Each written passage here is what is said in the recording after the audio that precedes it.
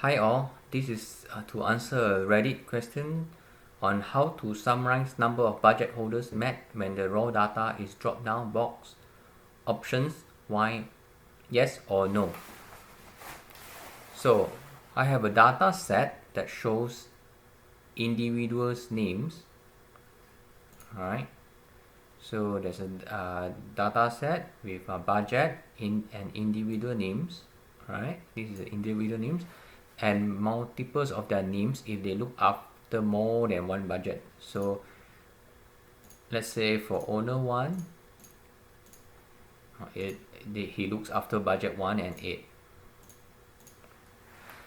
And there are columns for each month of the year where people will select whether they met a person or not. So there's January to December, and then there's yes or no to see whether they meet the person or not. The reason they didn't meet them, and a final column which allows free text so that it can briefly describe outcomes of meetings. So I can filter no, and then you can see the reason why not met, and then I can filter on yes and see the outcome.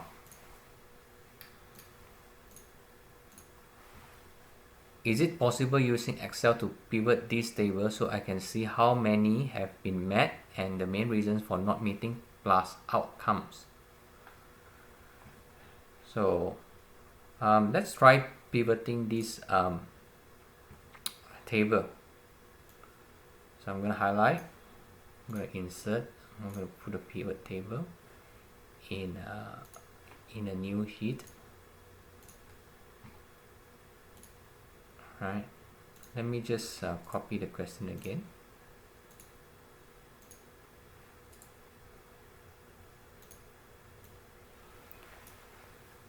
So the first question is can you pivot this table so I can see how many have been met? Right, so what you do is click select the budget owner, right? Then you select the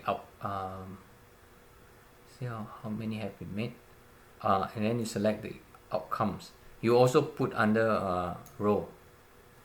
I don't like this new type of pivot, so normally I will just go to I will right click, go to pivot table options, display, and I select classic pivot table right here. Then I take out the subtotal, and then I just select a month, right, as a filter. So for January, I'll select yes, I met with the budget owner, right, and then I can see the outcome, right? And then if you want to know how many budgets is under that owner, you can